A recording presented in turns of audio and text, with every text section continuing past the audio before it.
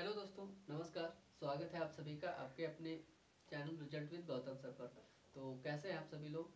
आशा करूँगा अच्छे होंगे। और आपकी जो पिछली क्लास हुई है उस क्लास को लेकर के आप लोग पढ़ेंगे और उसके बाद में ये वाली क्लास करेंगे। जो पिछला वीडियो है वो सभी वीडियो के आगे का ये जो क्लास है आगे का चल रहा है। आप लोग उस जो भी प्लेलिस्ट है उस प्लेलिस्ट को देखते हुए आगे बढ़ेंगे और उस प्लेलिस्ट को करने के बाद में यहाँ से मतलब क्लास स्टार्ट कर सकते हैं। अगर आप यहाँ से क्लास स्टार्ट करेंगे तो यूपी स्पेशल में कोई दिक्कत नहीं है। उत्तर प्रदेश स्पेशल राज्य का स्पेशल चल रहा है, यहाँ से आपको कोई समस्या नहीं होगी समझने में। लेकिन आपको मेरे हिसाब से पूरी कर ले लीजिए पिछली जो भी क्लासेस हैं, ठीक है।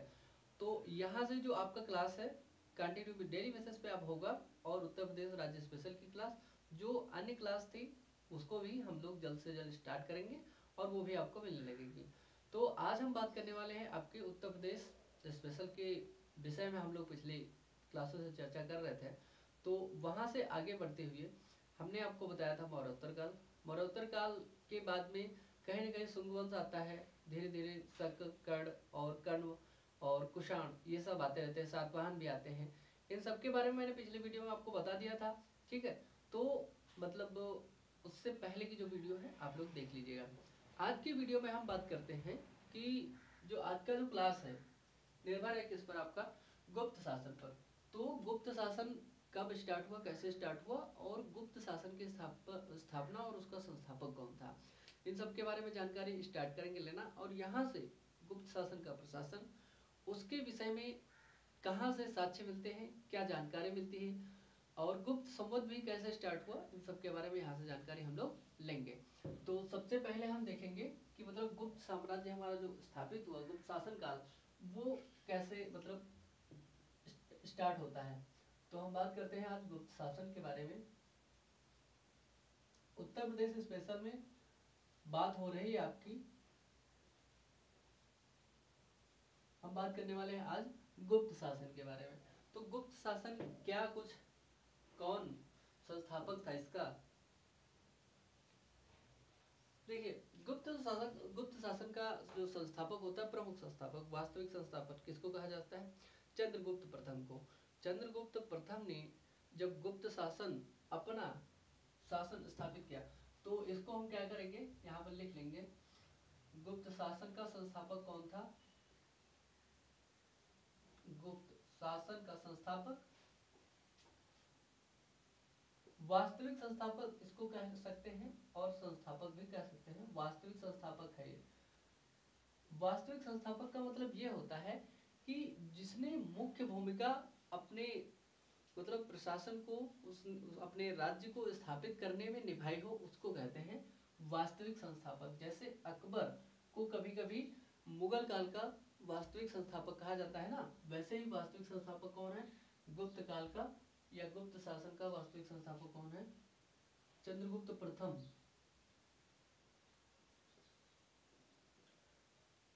चंद्रगुप्त प्रथम है यहाँ पर, चंद्रगुप्त प्रथम। जब मैं बात करता हूँ चंद्रगुप्त प्रथम की, तो इसने लगभग 319 ईसा पूर्व से लेकर के 319 ईस्वी से लेकर के 334 ईस्वी, ये ईस्वी है, ईसा पूर्व नहीं है, इसको आपको याद रखना है। ईस्वी तक इसने शासन किया था। तो अपने शासन और प्रशासन में इसने क्या किया, इसके बारे में जानकारी हम यहाँ पर लेते हैं।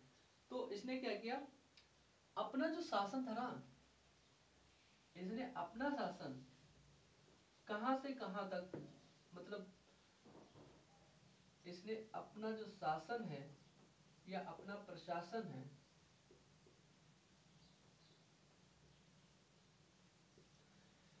अयोध्या से लेकर के प्रयागराज के आसपास, आपने अयोध्या देखा है लखनऊ के बगल में उस साइड में, और आपका जो प्रयागराज है, प्रयागराज तक इसने अपना शासन स्थापित किया था। अयोध्या से लेकर प्रयागराज तक, कहां तक? अयोध्या, जहां पे मंदिर बना हुआ है, और मंदिर मतलब वहां से अयोध्या से लेकर के प्रयागराज तक इसने क्या किया अपना, या प्रयाग लिख लीजिए, प्रयागराज लिख लीजिए, ठीक। तो यहाँ तक इसने इन दोनों के मध्य में, मान लिया यहाँ से आपका अयोध्या है और यहाँ से प्रयागराज है, तो इन दोनों के बीच में यहाँ से लेकर के इतने में उसने अपना शासन जो, अपनी सत्ता जो है स्थापित किया था। तो अपना जो शासन स्थापित करने का, जिसका किसी का भी राजा का उद्देश्य यही होता है कि हमारा ज्यादा से ज्यादा बड़ा से बड़ा प्रशासन हो और उसके विषय में हमें सारी जानकारी हो। इसने एक काम और किया, किसने, चंद्रगुप्त जो प्रथम हुआ, चंद्रगुप्त प्रथम ने गुप्त संवत की शुरुआत कब करी, 319 ईस्वी में। 319 ईस्वी में इसने क्या किया, गुप्त संवत की शुरुआत करी। जब इसने गुप्त संवत स्टार्ट किया, जैसे कि आपको विक्रम संवत नाम सुना होगा, शक संवत नाम सुना होगा, पिछले वीडियो में मैंने बताया था आपको शक संवत की शुरुआत, गुप्त संवत की शुरुआत की या स्टार्ट किया या स्थापना की। अब यहाँ पर गुप्त संवत की स्थापना हो जाती है, किसके द्वारा, चंद्रगुप्त प्रथम के द्वारा। अब इसने क्या किया, अपने यहाँ पर जो सिक्के थे ना, उन सिक्कों पर कुछ राजा और रानी, जो उसकी रानियां थी उसके और खुद के, जो खुद राजा हुआ करता था, तो राजा रानी प्रकार के इसने सिक्के अपने वहां पर जारी किए। इसने अपने साम्राज्य में क्या किया, अपने साम्राज्य में क्या किया, इसने अपने साम्राज्य में क्या किया कि इसने क्या किया, अपने जो साम्राज्य था ना, अपने साम्राज्य में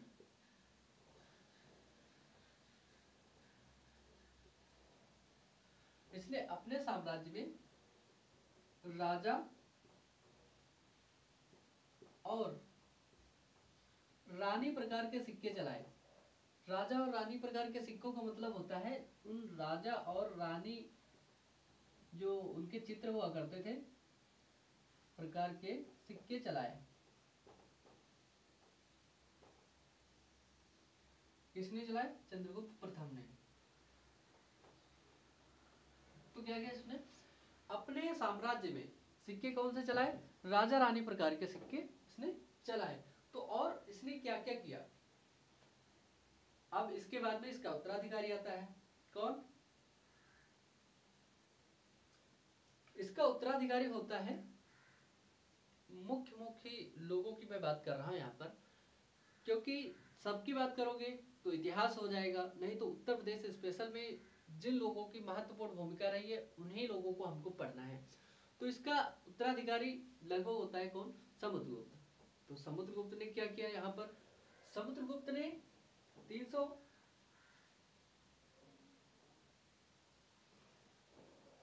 देखिए इसने क्या किया था, 334 ईस्वी तक तो इसने शासन किया था। कब तक, 334 ईस्वी तक, 334 ईस्वी तक इसने शासन किया। लेकिन उसके बाद में आता है इसका उत्तराधिकारी।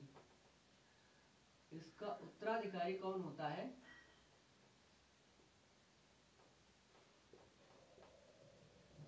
देखो वंशानुगत तो हो गया था उस समय जब इनका शासन चल रहा था, वंशानुगत तो हो गया था शासन। इनका उत्तराधिकारी, इनका पुत्र समुद्रगुप्त हुआ। कौन होगा, समुद्रगुप्त। जब समुद्रगुप्त ने, जब समुद्रगुप्त हुआ तो समुद्रगुप्त ने शासन कब से कब तक किया, समुद्रगुप्त का शासन होता है 335 ईस्वी से लेकर के, क्योंकि 334 ईस्वी तक तो चंद्रगुप्त बैठे हैं अभी, ठीक। तो 335 ईस्वी से लेकर के 415 ईस्वी तक जो समुद्रगुप्त का शासन होता है वो चलता है दोस्तों। समुद्रगुप्त का शासन कब से कब तक, 335 ईस्वी से लेकर के 415 ईस्वी तक समुद्रगुप्त का शासन यहाँ पर चलता है। इसने क्या किया था, इसने समुद्रगुप्त ने संपूर्ण आर्यावर्त, समुद्रगुप्त ने, यहाँ पर ने लिख लीजिए, संपूर्ण आर्यावर्त। आर्यावर्त आप समझ रहे हैं ना कौन वाला भाग होता है, मैंने आपको बताया था कि पिछले वीडियो में जब मैं पढ़ा रहा था आपको वैदिक पीरियड, वैदिक पीरियड के बाद में उत्तर वैदिक पीरियड मैंने जब बताया था तो उसमें आपको बताया होगा कि आर्यावर्त किसको कहा जाता था। भारत का भी नाम आर्यावर्त हुआ करता था। तो संपूर्ण आर्यावर्त, इसने संपूर्ण आर्यावर्त को जीत लिया। फिर एक राज्य हुआ करता था दक्षिणापथ, दक्षिणापथ में लगभग 12 प्रकार के, मतलब 12 राज्य, छोटे छोटे राज्य हुआ करते थे, 12 कबीले टाइप के, उनको जीत लिया। और 8वें क्षेत्र हुआ करता था एक उस समय, तो 8वें क्षेत्र में भी ऐसे ही राज्य हुआ करते थे। 8वें क्षेत्र मतलब 3 बड़े भूभाग हुआ करते थे, 3 बड़े भूभागों पर संपूर्ण आर्यावर्त को जीता ही जीता। उसके साथ में दक्षिणापथ को भी अपने अब्जॉर्व कर लिया, मतलब हथिया लिया या विजय कर लिया, उसको विजित कर लिया। फिर उसके बाद में 8वीं क्षेत्र हुआ आपका, वहां पर भी इसने इसको विजित कर लिया, 8वीं क्षेत्र को विजित किया। यहां तक इसने क्या करी, अपने विजित कर लिया और अपने साम्राज्य में इन सबको मिला लिया। किसने? समुद्रगुप्त ने। अब इसलिए क्या कहा जाता है, समुद्रगुप्त का जो शासन था, मतलब काफी ज्यादा तक साम्राज्य, मतलब को काफी ज्यादा बड़ा हुआ साम्राज्य उसका हुआ था। इसके जो ये सब वर्णन है कि मतलब इसके इन सब क्षेत्रों को जीता, इन सब क्षेत्रों को जीत करके उसने मिलाया। इन सब क्षेत्रों को जीत करके, मतलब ये साक्ष्य आपको कहाँ से मिलता है?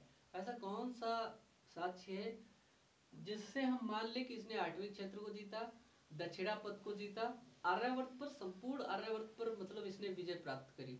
तो ऐसा एक अभिलेख मिलता है इसका समुद्रगुप्त के ही, समुद्रगुप्त के समुद्रगुप्त के प्रयाग प्रशस्ति अभिलेख में,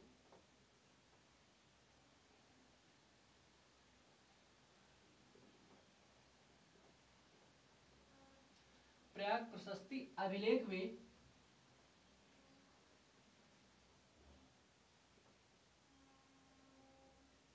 प्रयाग प्रशस्ति अभिलेख में जो संपूर्ण विजित क्षेत्र है ना, इसका वर्णन है।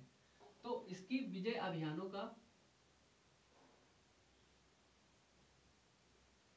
उसकी विजय अभियानों का वर्णन है। क्या है? इसकी विजय अभियानों का यहां पर वर्णन किया गया है। कहां पर किया गया है आपका? अगर आपको दिखाई नहीं दे रहा तो आप वर्णन है लिख लीजिए, ठीक। तो आप देखेंगे यहाँ पर नीचे हमने क्या लिखा है, वर्णन है, ऊपर मैं लिख दूंगा। बात यह है, समुद्रगुप्त ने जब शासन किया, देखिए अब हम इसको थोड़ा इरेज कर रहे हैं। गुप्त शासन मैंने आपको बता दिया, उसका संस्थापक कौन था? गुप्त शासन का संस्थापक, वास्तविक संस्थापक जिसको कहते हैं, चंद्रगुप्त प्रथम। 319 ईसा पूर्व से लेकर के इसने 334 ईस्वी तक शासन किया। इसने अपने साम्राज्य में क्या किया, अयोध्या से लेकर के प्रयागराज तक इसने अपने शासन को विस्तृत किया। और विस्तृत करने के साथ साथ में इसने क्या किया, 319 ईस्वी में गुप्त संवत की भी शुरुआत कर दी थी। गुप्त संवत की शुरुआत कर दी थी। उसके बाद में इसने क्या किया था, अपने साम्राज्य में राजा और रानी प्रकार के सिक्के चलाए थे, जिन पर राजा और रानी की जो चित्र हुआ करता था वो छपा हुआ करता था, ठीक है। और इसका उत्तराधिकारी जो हुआ, इसका बेटा समुद्रगुप्त हुआ। इसने शासन कब से कब तक किया, 334 ईस्वी से लेकर के 415 ईस्वी तक इसने शासन किया। और इसने संपूर्ण क्या किया, इसने संपूर्ण 8वीं क्षेत्र को, सॉरी संपूर्ण आर्यावर्त क्षेत्र को, 8वीं क्षेत्र को, और दक्षिणापथ जो राजधानी हुआ करती थी, दक्षिण का क्षेत्र हुआ करता था, वहां सब कुछ ने विजित कर लिया।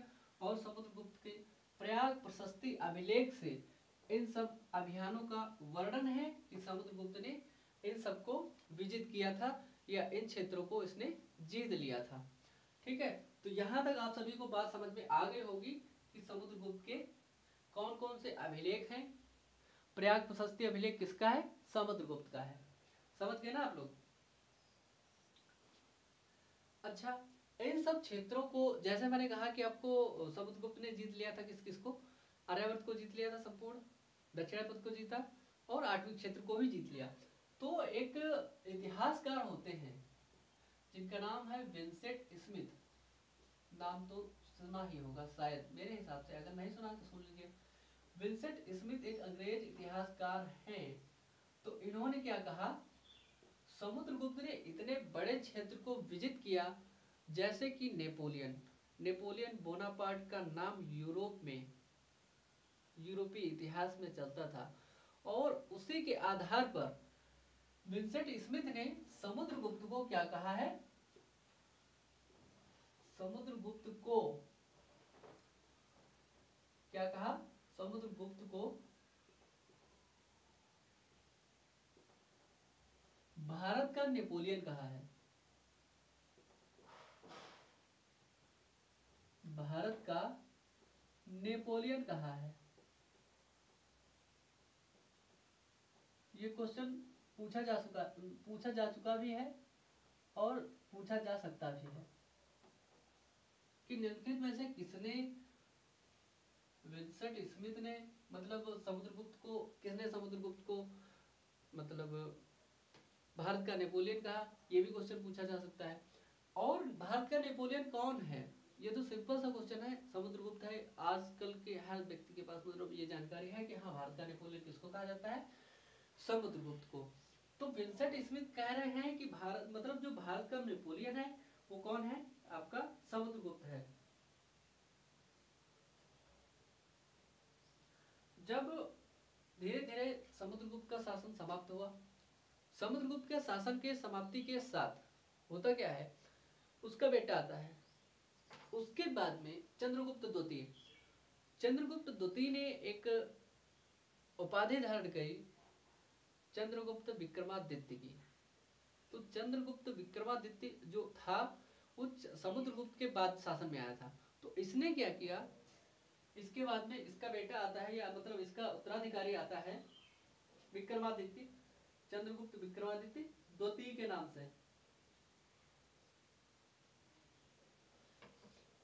अगला शासक जो आता है चंद्रगुप्त विक्रमादित्य द्वितीय,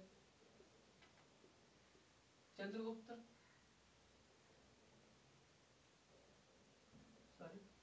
चंद्रगुप्त विक्रमादित्य द्वितीय। तो इसने क्या किया, विक्रमादित्य, चंद्रगुप्त विक्रमादित्य द्वितीय ने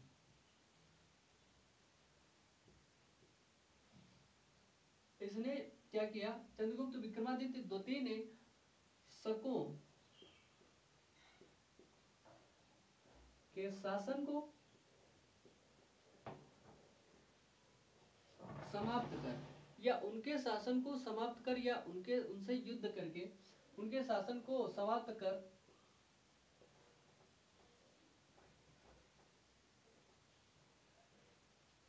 उनके शासन मतलब शकों के शासन को समाप्त कर दिया इसने, और समाप्त कर विक्रमादित्य की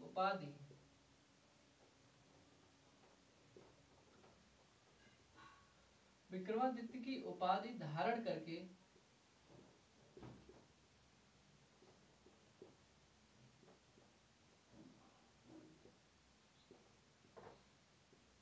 इसने क्या किया, विक्रमादित्य की उपाधि धारण की और सत्ता को संभाला।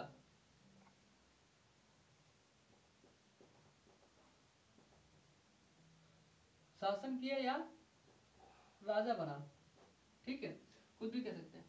फिलहाल इसने क्या किया कि जो शक थे, शकों का बड़ा बोलबाला हुआ करता था उस समय, तो शकों को क्या कर दिया इसने, युद्ध हुआ शकों के साथ में और उनको समाप्त कर दिया। और समाप्त करने के साथ में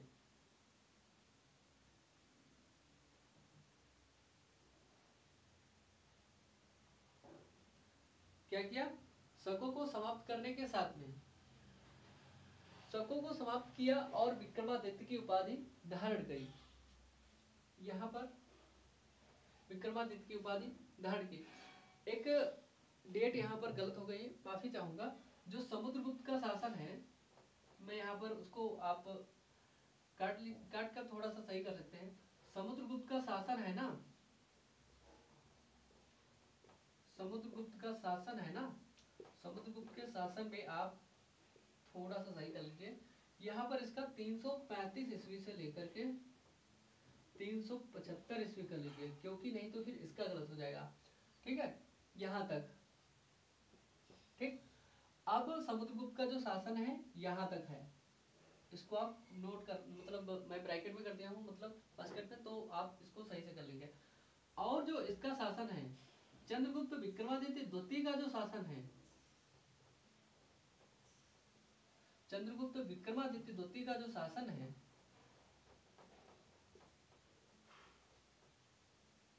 सेकंड, इसका जो शासन है, इसका शासन है आपका 375 ईस्वी से लेकर 415 ईस्वी, सॉरी 415 ईस्वी, इसको आप सही कर लेंगे। ठीक है, तो इसने क्या किया, शकों को धीरे धीरे समाप्त कर दिया, और शकों को युद्ध में समाप्त किया, पराजित करके उनको क्या कर दिया, अपना खुद की सत्ता अपनी स्थापित कर ली, और विक्रमादित्य की इसने उपाधि धारण करी। अच्छा, इसने शकों को समाप्त किया नहीं किया, इसका वर्णन कहाँ मिलेगा आपको, तो दिल्ली में आपने नाम सुना होगा, दिल्ली स्थित मेहरौली, दिल्ली में स्थित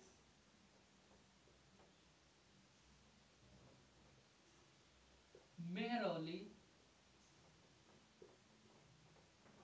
नाम सुना आपने कि नहीं, शायद कुछ लोगों ने देखा भी होगा। मेहरौली लौह स्तंभ, लौह स्तंभ है ना, लोहे का लौह स्तंभ में जो इसका जो वर्णन है, चंद्रगुप्त विक्रमादित्य का वर्णन मिलता है, मतलब इसने इसकी विजय अभियानों का वर्णन मिलता है। लौह स्तंभ में विक्रमादित्य की, विक्रमादित्य, मैं अभी विक्रमादित्य ही लिख रहा हूँ क्योंकि चंद्रगुप्त द्वितीय वाली बात है, ये विक्रमादित्य की ये इसकी उपाधि है। ठीक है, विक्रमादित्य, सॉरी चंद्रगुप्त विक्रमादित्य के विजय अभियानों का वर्णन है, इसके विजय अभियानों का वर्णन कहाँ पर है, दिल्ली स्थित मेहरौली स्तंभ में विजय अभियानों का वर्णन है। विजय अभियानों का मतलब ये होता है कि जहां जहां जिन जिन क्षेत्रों का उसने विजित किया है, जिन जिन क्षेत्रों को उसने जीता है, उन क्षेत्रों को वर्णन, जो उनका वर्णन है, कब वो मतलब विजित किया, कब उनको मतलब अपने शासन प्रशासन में ढाल लिया, इनको, इनका वर्णन किया जाता है। यहाँ पर अभियानों का वर्णन है, कहाँ पर वर्णन है, आपके दिल्ली स्थित मेहरौली लौह स्तंभ में। तो मेहरौली में, ठीक, यहाँ पर है किसका, विक्रमादित्य के, जो विक्रमादित्य का जो शासन विजित किया उसने, जो भी क्षेत्रों को जीता, उन क्षेत्रों को जीतने का जो वर्णन है, इसमें आपके दिल्ली स्थित जो दिल्ली का लौह स्तंभ है, शायद इसको कुछ लोगों ने देखा भी होगा, यहाँ पर लोहे का जो लौह स्तंभ बना हुआ है, यहाँ पर इसका वर्णन है।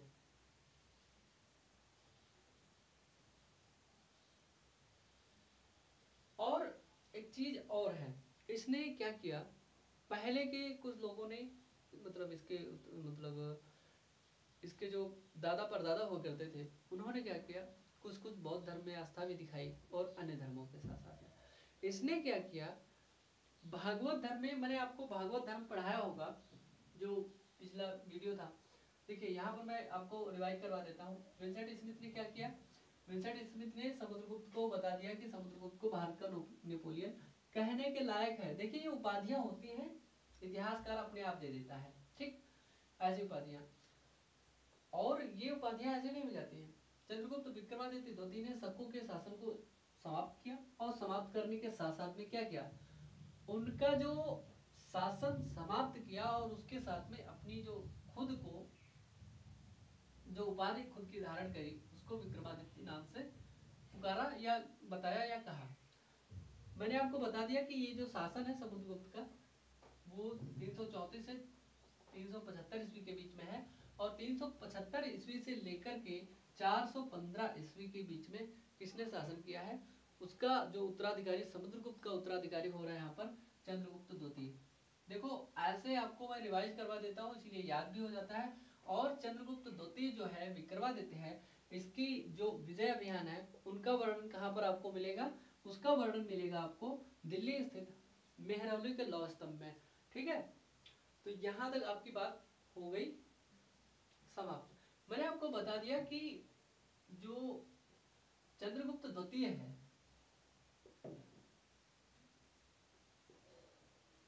चंद्रगुप्त द्वितीय है या चंद्रगुप्त विक्रमादित्य द्वितीय ऐसे कह लीजिए, चंद्रगुप्त द्वितीय, ठीक, इसका नाम पूरा लिख लीजिए या ऐसे लिख सकते हैं।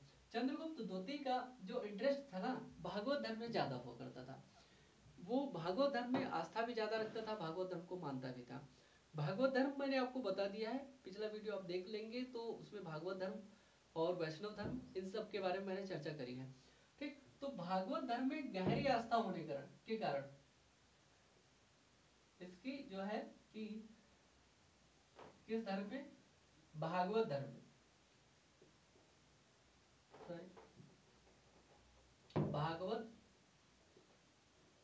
धर्म में गहरी आस्था होने के कारण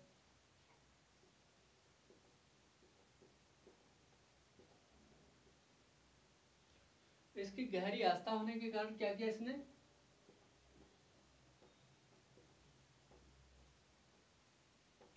गहरी आस्था होने के कारण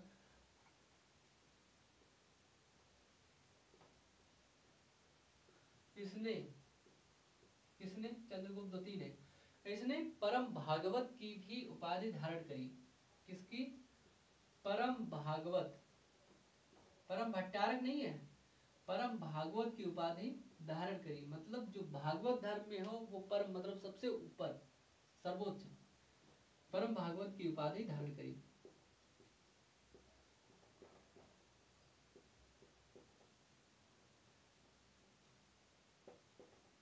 अब इसने क्या किया?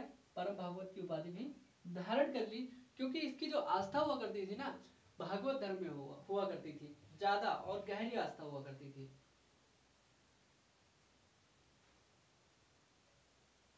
देखिए कई लोगों का, जो आपके कई प्रशासक हुए जिनका इंटरेस्ट हुआ करता था विज्ञान के क्षेत्र में, कला के क्षेत्र में, साहित्य के क्षेत्र में, उनका इंटरेस्ट हुआ, उनका, उन्होंने विकास भी किया। विकास करने के साथ साथ में इसने भी, इसका भी आस्था इन सब में मतलब गहरी रुचि थी।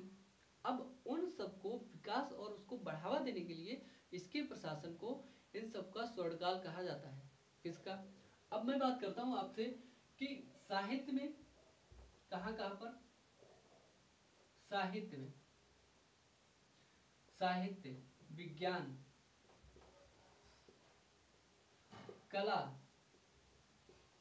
तथा ज्योतिष के क्षेत्र में, ज्योतिष के क्षेत्र में, सॉरी, तथा ज्योतिष, ज्योतिष आपने सुना होगा, ज्योतिष विज्ञान होता है। ज्योतिष के क्षेत्र में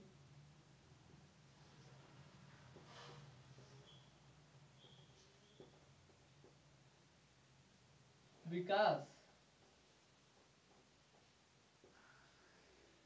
इतना ज्यादा इसके शासन में विकास हुआ, इन सब चीजों का, विज्ञान, कला, साहित्य, ज्योतिष, कला का भी इसके मतलब उसमें विकास हुआ,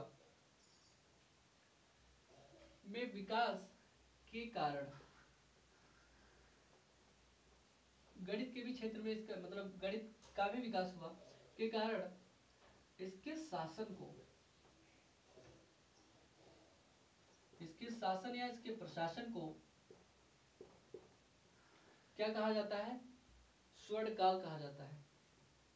इन क्षेत्रों में इसने इतना ज्यादा विकास किया कि इसके शासन को स्वर्णकाल कहा जाने लगा। क्या कहा जाता है? स्वर्णकाल। और स्वर्णकाल तभी कहा जाता है जब किसी क्षेत्र को इतना ज्यादा विकसित कर दिया जाए, इतना ज्यादा उसका विकास कर दिया जाए, उससे ज्यादा पिछले जब कभी ना हुआ हो। जैसे आज 21वीं सदी चल रही है, आज कुछ ऐसी चीज़ों का विकास हो जाए, जैसे मोबाइल के क्षेत्र में इतनी ज़्यादा, इलेक्ट्रिक के क्षेत्र में इतनी ज़्यादा मतलब विकास हो गया है, इतना ज़्यादा विकास हो गया है, रोबोटिक्स के क्षेत्र में इतना ज़्यादा विकास हो गया है, इन क्षेत्रों को कह सकते हैं इनका क्या, स्वर्ण काल। लेकिन आने वाले समय में इससे और ज़्यादा विकास हो जाएगा। तो वहाँ पर कहते ना, आप जो पीक होता है ना, पीक को बनाए नहीं रख सकते, आप हमेशा टॉपर नहीं रह सकते। क्यों? नए टॉपर आते रहेंगे, इसलिए तो इसको मेंटेन करना ना सबके बस की बात नहीं होती है। तो उसने क्या किया, मतलब स्वर्ण काल इसीलिए कहा जाता है कि इसके शासन और प्रशासन में इन क्षेत्रों का सर्वाधिक विकास हुआ, ना कि मतलब इससे पहले उन जो राजाओं ने, जो भी शासक थे, उन्होंने विकास तो किया लेकिन इतना विकास नहीं किया, इसीलिए इसके शासन को स्वर्ण काल कहा जाता है। समझ गए ना आप लोग, कहा जाता है,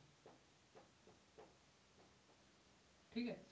तो इसके शासन को साहित्य, कला, विज्ञान और गणित के क्षेत्र में इतना ज्यादा इसने विकास कर दिया कि इसके शासन को कहा जाने लगा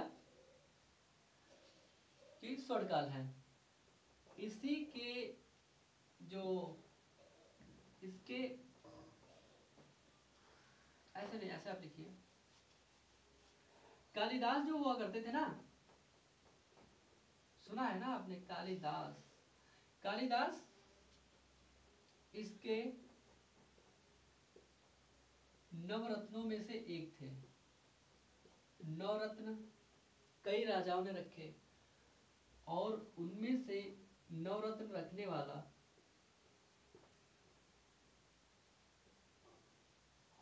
एक थे।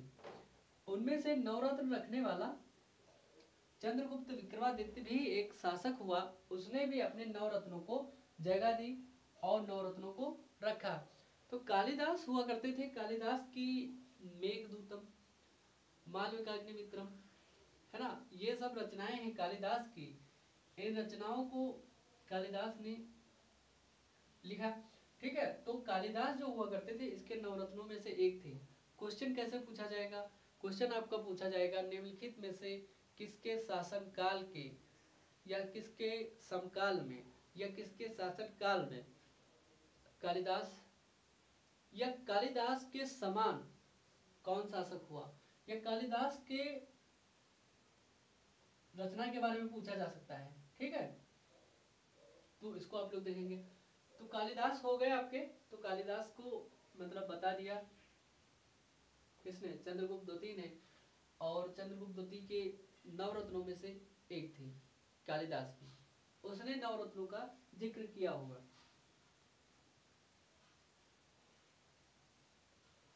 देखिए, मैंने आपको बताया कालिदास की जो रचनाएं हैं, मेघदूतम, मालविकाग्निमित्रम, मैंने आपको पिछले वाले उसमें वीडियो में बताया है।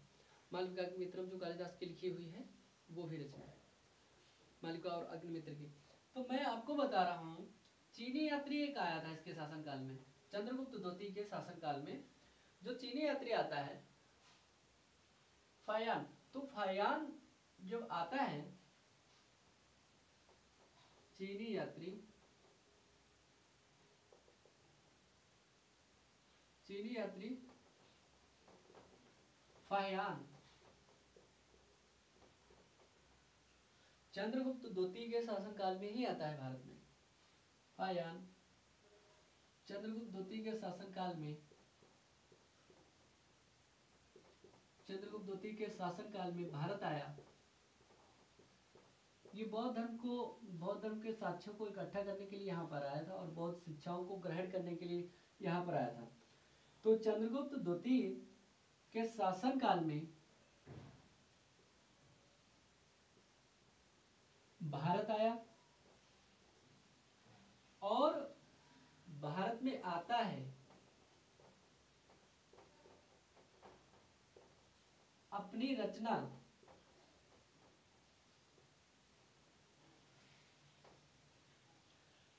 अपनी रचना, इसने एक किताब लिखी,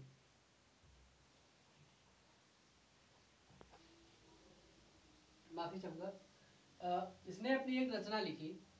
उस रचना का क्या नाम था, फोक्योकी। इसने अपनी रचना फो क्योंकि, देखिए चीनी भाषा में लिखा था भैया, समझ में कम आता है। इसने क्या किया, फो क्योंकि की रचना करी, और फो क्योंकि जो इसने लिखी उसमें चंद्रगुप्त के प्रशासन का, भारत का, इन सबका उसने वर्णन किया था। तो रचना की, फोक्यो की रचना की, सॉरी रचना की। अब इसको आप देख लीजिए, अंडरलाइन मैंने इसलिए कर दिया है क्योंकि इसकी ये रचना का नाम है फोक्यो की।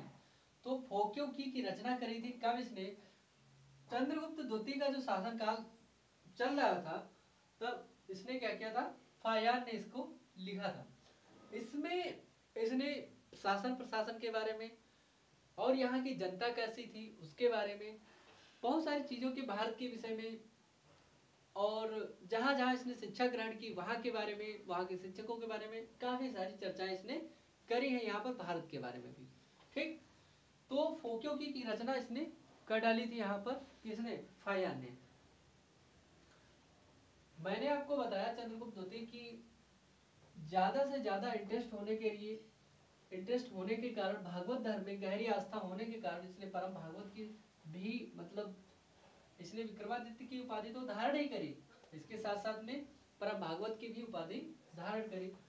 इसका साहित्य विकास, साहित्य विज्ञान और कला के क्षेत्र में, गणित के क्षेत्र में, ज्योतिष के क्षेत्र में इसने इतना ज्यादा विकास किया, इतना ज्यादा संसाधनों को उपलब्ध कराया कि इसके शासन काल को ना, इसके साथ देखिए इसने विकास नहीं किया था, इसके जो होने वाले जैसे साहित्यकार हुआ, ज्योतिकार हुआ, मतलब ज्योतिष जो विज्ञान से संबंधित था वो लोग हुए, और इसने जो गणितज्ञ था वो हुआ उसका, इन लोगों ने इसके राज्य में विकास किया था।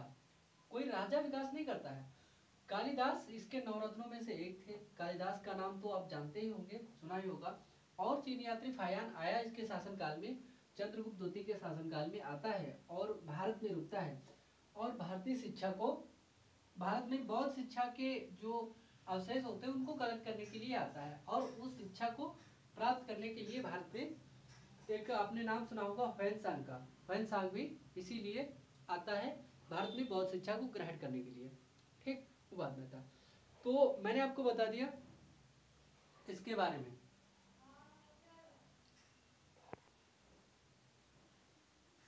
मैं बात करता हूँ अब आगे चल करके, गुप्त वंश धीरे धीरे, गुप्त वंश का धीरे धीरे पतन हो जाता है, और जो गुप्त वंश का अंतिम शासक होता है, प्रभावशाली शासक माने जिसको, और अन्य तो धीरे धीरे जैसे मुगल काल में बहुत सारे शासक हुए, और मुगल काल का जो प्रभावशाली शासक अंत में रहा था वो औरंगजेब रहा था, जहां तक कि मतलब मुगल काल चला था। ऐसे ही प्रभावशाली शासक कौन था, इसमें स्कंदगुप्त होता है। वो आपका स्कंदगुप्त नाटक भी है जयशंकर प्रसाद का, उन्होंने लिखा। तो स्कंदगुप्त प्रभावशाली शासक हुआ अंतिम। तो इसने क्या किया, स्कंदगुप्त ने, स्कंदगुप्त ने गुप्त वंश का अंतिम प्रभावशाली शासक, गुप्त वंश का अंतिम प्रभावशाली शासक,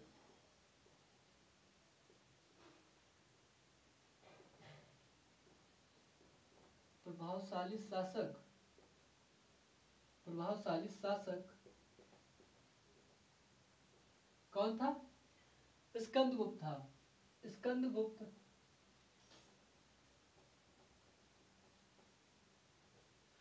इसका एक अभिलेख है, स्कंदगुप्त का अभिलेख। कौन सा अभिलेख था, स्कंदगुप्त का अभिलेख, स्कंदगुप्त का भीतरी अभिलेख।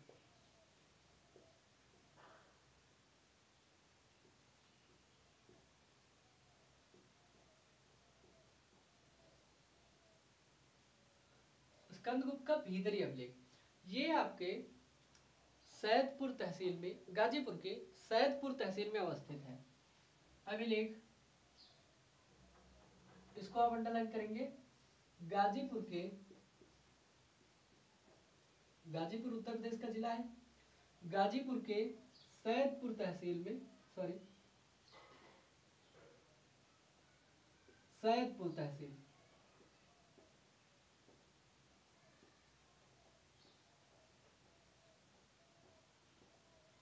तहसील में अवस्थित है। तो ये है आपका स्कंदगुप्त का।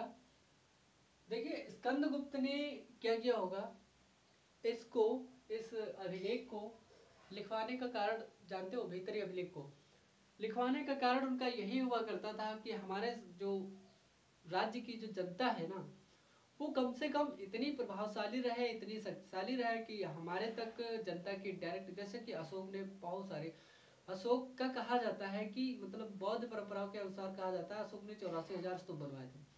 तो मतलब कुछ भी बनवाया हो, अपने जो ये लोग अभिलेख लिखवाते हैं उस पे कहीं न कहीं इंडिकेशन लिखे होते हैं, कहीं न कहीं कुछ बातें लिखी होती हैं जिससे कि जनता को समझ में आए, जनता समझे। अगर पढ़ी लिखी जनता होगी वो उसको बताएगी, पढ़ी लिखी से अनपढ़ों तक जाएगी बात कि हाँ प्रशासक ने या शासक ने या राजा ने ये बात कही है, तो वहां तक जनता तक ये चीजें चली जाती थी। उनके शासन और प्रशासन में अभिलेखों से हमें जो साक्ष्य प्राप्त होता है, उन साक्ष्यों को इकट्ठा करके जो आज का इतिहास हम लोग लिखते हैं, उन्हीं साक्ष्यों के आधार पर, अभिलेखों के आधार पर ही लिखा गया है, क्योंकि वहां पर कापी किताबें, कागज, पेन, पेंसिल ये नहीं हुआ करता था। इसलिए तत्कालीन समय को, मतलब उन समय के जो राजा हुआ करते थे, उन्होंने मतलब पत्थरों पर, दीवारों पर और कई प्रकार के ताम्र पत्रों पर मतलब अपनी जो शासन प्रशासन की जो बातें हैं उनको नोट किया, डिनोट किया, उनको लिख करके वो लोग चले गए। उनसे हम साक्ष्य प्राप्त करते हैं, साक्ष्य प्राप्त करके हम आज का इतिहास लिखने का प्रयास करते हैं। और जो हमारा इतिहास है वो ओरिजिनल इतिहास नहीं होता है, हकीकत में वो अलग होता है, और इतिहासकार जैसा लिखता है इतिहास वैसा होता है। ठीक है ना? तो उत्तर प्रदेश का इतिहास चल रहा है यहाँ पर, बहुत सारी बातें हम लोगों को आगे भी जाननी पड़ेंगी। तो इसी अभिलेख में होता क्या है, जो स्कंदगुप्त का भीतरी अभिलेख है, इसी अभिलेख में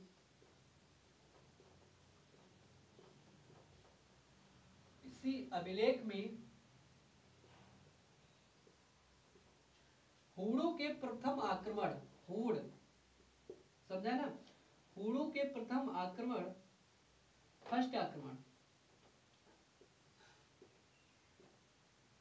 प्रथम आक्रमण का वर्णन है यहीं पर।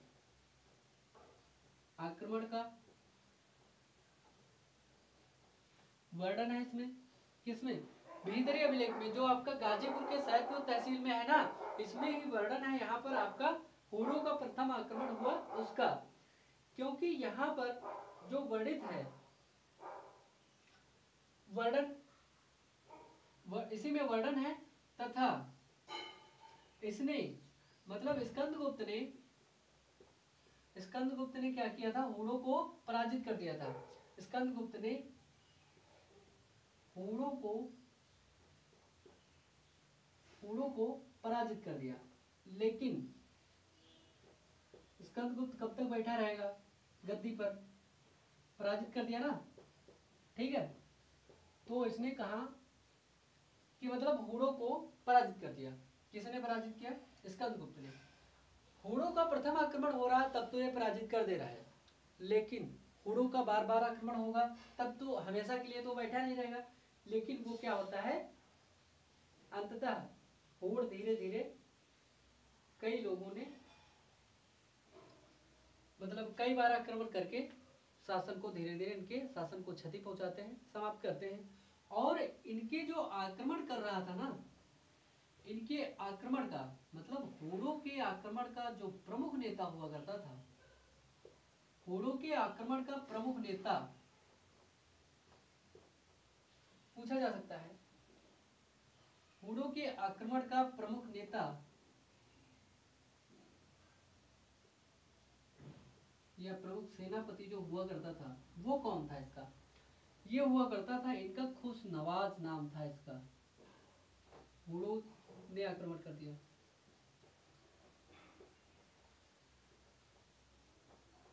खुश नवाज था।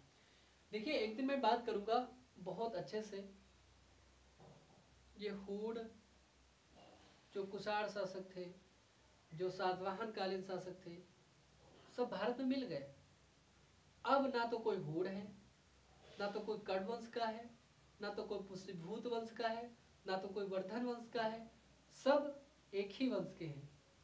कैसे हैं? मानव। ठीक है, तो मानवता अभी जिंदा है। पहले क्या हुआ करता था, ये सब क्या थे, हूण थे, शक थे, कर्ण वंश के थे, कनिष्क थे, ये सब आपस में मिल गए ना। हम ही लोग क्या हैं, हूण वंश के हैं, हम ही लोग कर्ण वंश के हैं। आपस में जितने भी लोग भारत में रह रहे हैं वो कहीं ना कहीं इसी में समा गए। अब कोई ना तो हूण है, ना तो शक है, ना तो कनिष्क, मतलब कनिष्क कुषाण वंश का है, तो कनिष्क जैसे कोई नहीं है। ठीक है, तो कौन था इनका प्रमुख नेता, जो था खुशनवाज था। देखिए, मंदिरों की निर्माण की जो शैली है, कला का विकास तो हुआ ही था उसके भी शासनकाल में, लेकिन मंदिरों के निर्माण का एक जो प्रमुख शैली है, सॉरी ऐसे नहीं लिखिए आप, शिखर युक्त लिखिए, शिखर युक्त मंदिरों के निर्माण की शैली या शिखर युक्त मंदिरों का निर्माण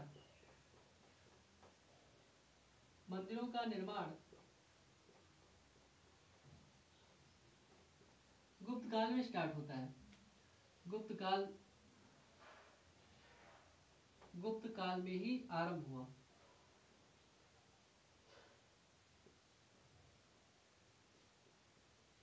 कब आरंभ होता है?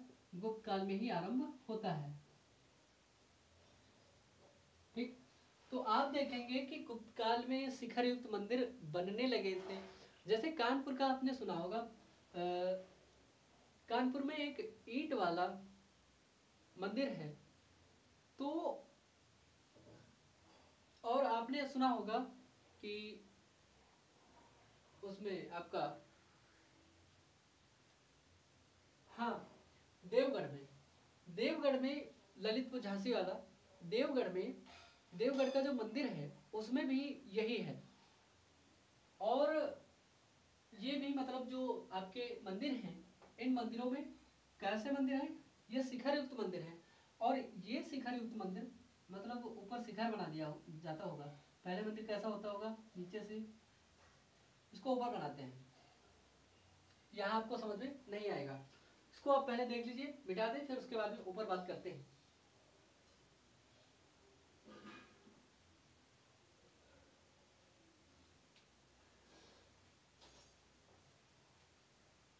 मैंने आपको बताया कि गुप्त वंश का अंतिम प्रशासक जो हुआ, स्कंदगुप्त हुआ। और इसका भीतरी अभिलेख है जो गाजीपुर के सैदपुर तहसील में अवस्थित है।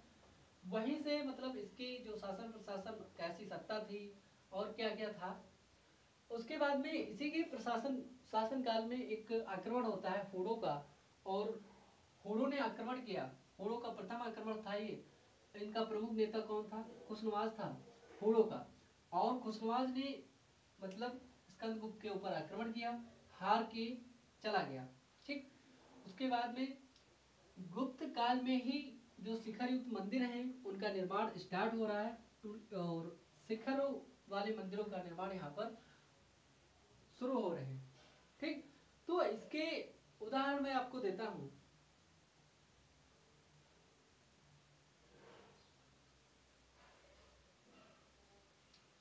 आपने सुना होगा ललितपुर झांसी में दशावतार मंदिर का, आपने सुना है नाम? दशावतार मंदिर आपने नाम सुना होगा। दशावतार मंदिर जो कि ललितपुर में है, ललितपुर जिला लटकता हुआ मैंने आपको बताया है, एमपी घेरे हुए है इसको। ठीक, मैंने जिले वाली क्लास में आपको बताया होगा। तो ललितपुर में है दशावतार मंदिर, इसी को देवगढ़ का मंदिर कहते हैं। और दूसरा मंदिर है आपका कानपुर में भीतर गांव मंदिर। कानपुर का भीतर गांव ऐसे नाम लिखा जाता है, मतलब भीतर गांव का ईंट द्वारा निर्मित मंदिर है ये। किसके द्वारा? ईंटों से निर्मित मंदिर। ठीक है, कैसा है? ईंटों से निर्मित मंदिर है ये।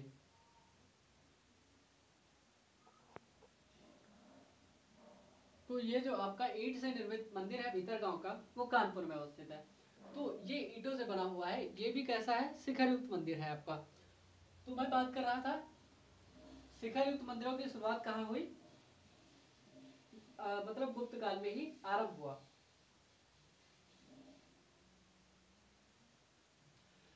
इसके बाद में होता क्या है, जो आपका समुद्रगुप्त के शासन काल में आपने सुना होगा हरिशेन का नाम सुना है, हरिशेन का नाम सुना है। तो हरिशेन ने क्या किया,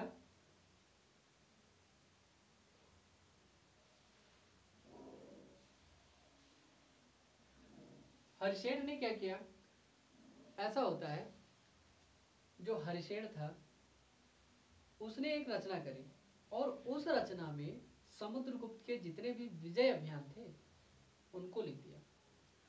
तो समुद्रगुप्त के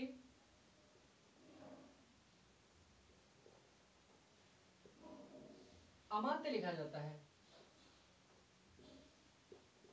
अमात्य या अमात्य ऐसा होता है जो प्रमुख कवि हो, जो कवि प्रमुख रचनाकार हो, उस राजा का करीबी होता है। तो अमात्य ने समुद्रगुप्त के हरिशेन, कौन था, अमात्य, हरिशेन ने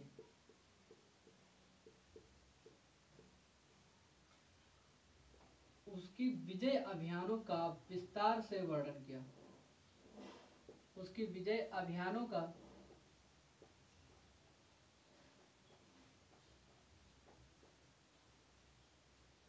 उसकी विजय अभियानों का विस्तार से वर्णन किया। किसकी, समुद्रगुप्त की, ठीक है। तो इसने वर्णन कर दिया क्योंकि यहाँ पर इसके अभियान, कई सारे अभियान थे, मैंने बताया था आपको, संपूर्ण आर्यावर्त को इसने जीत लिया था और दक्षिणापथ को जीत लिया था और उसने ही आटविक क्षेत्र पर ही मतलब राज्य किया था, उसका उसको भी इसने, किसने, समुद्रगुप्त ने आपके जीत लिया था।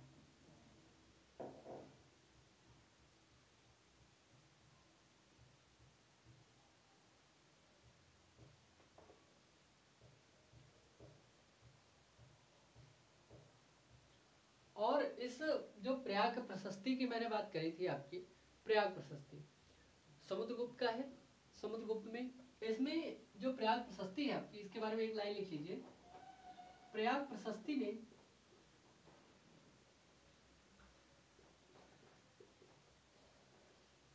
इसी प्रयाग प्रशस्ति का वर्णन किया था किसने, हरिशेन ने, हरिशेन ने प्रयाग प्रशस्ति का वर्णन किया। इस प्रयाग प्रशस्ति में आरंभ में क्या है, इसके प्रारंभ में अशोक का वर्णन है, आरंभ में अशोक का वर्णन, ठीक। और उसके बाद में अशोक के वर्णन के बाद में समुद्रगुप्त की विजय अभियानों का वर्णन है।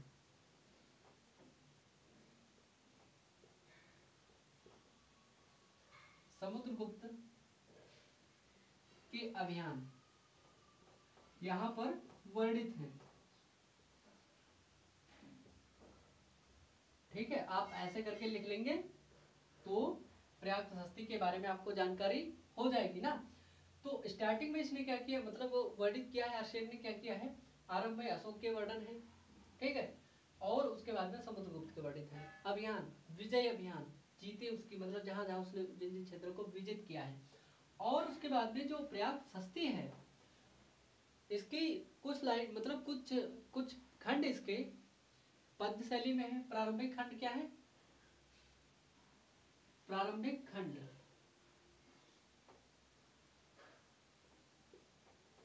या प्रारंभिक भाग इसके पद्य शैली में है तथा बाद में इसको गद्य शैली में, बाद में गद्य शैली में, शैली में वर्णन है। इसलिए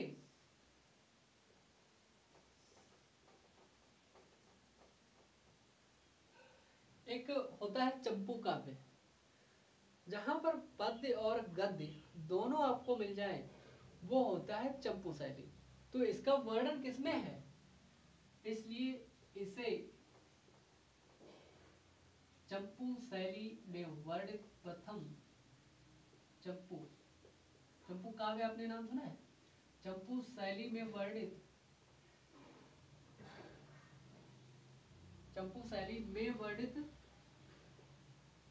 प्रथम अभिलेख है। ये अभिलेख माना जाता है या अभिलेख है? आप ऐसे भी लिख सकते हैं कि प्रारंभिक खंड में ये पद्य में वर्णित था, उसके बाद में कहां पर, प्रारंभिक में पद्य में, उसके बाद में गद्य में, दोनों को मिलाकर के जहां पर क्या होता है, पद्य शैली और गद्य शैली दोनों मिल जाते हैं जहां पर, उसको कहते हैं चंपू शैली कहा जाता है। ठीक है। दशावतार मंदिर आपको बता दिया मैंने, ललितपुर झांसी वाला, और उसके बाद में कानपुर का भीतरगांव का जो मंदिर है, ईंट से निर्मित मंदिर, ये दोनों शिखरों वाले मंदिर हैं। समुद्रगुप्त के अमात्य हर्षेण ने प्रयाग प्रशस्ति का वर्णन किया है। प्रयाग प्रशस्ति में जो वर्णन है, प्रारंभ में अशोक का वर्णन और बाद में किसका है, बाद में वर्णन है आपके समुद्रगुप्त का। उसके साथ साथ में समुद्रगुप्त के अभियान और अशोक के अभियान, इनका वर्णन है। और इसके जो प्रारंभ में है, किसमें, प्रयाग प्रशस्ति में, इसका जो प्रारंभ वाला भाग है, प्रारंभ वाले जो खंड है आपके वर्णित है उसमें पद्य शैली में, बाद में वर्णित है इसके खंड कौन से, गद्य शैली में। इसलिए इन दोनों को मिक्स करके बन जाती है आपकी चंपू शैली, और इस चंपू शैली में पद्य और गद्य दोनों मिलते हैं, तब बनती है आपकी चंपू शैली। ठीक है।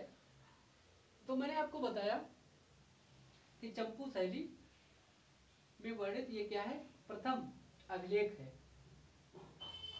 इसमें वर्णन है किसमें, प्रयाग प्रशस्ति में, प्रयाग प्रशस्ति में क्या वर्णन है, प्रयाग प्रशस्ति में वर्णित है आठवीं क्षेत्र। मैंने आपको बताया था ना, विजित किया था किसने,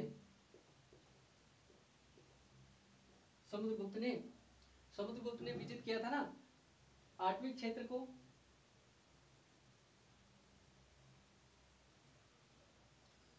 आठवीं क्षेत्र के मतलब इसने 12 राज्य, सॉरी, आठवीं क्षेत्र के 18 राज्यों को, ठीक। और इसने विजित किया था आपका, हाँ, आर्यवर्त को, सॉरी, आर्यवर्त, आर्यवर्त को इसने, आर्यवर्त क्षेत्र के यहाँ पर कितने थे, 12 राज्य हुआ करते थे। और दक्षिणा पथ के भी यहाँ पर, सॉरी, दक्षिणा पथ के,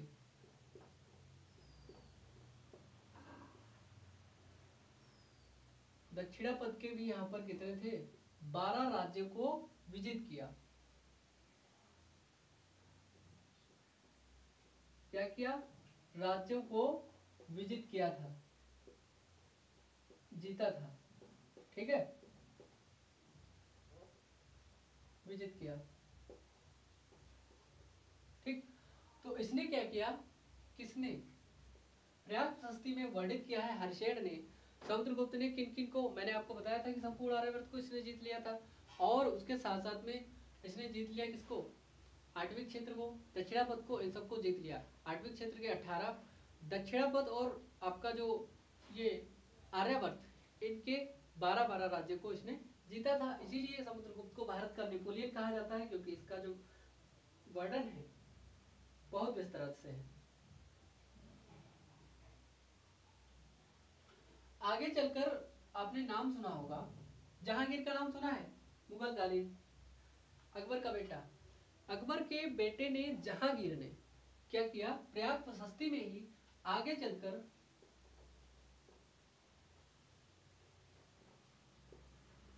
जहांगीर ने क्या किया, जहांगीर ने अपना लेख इसमें लिखवाया,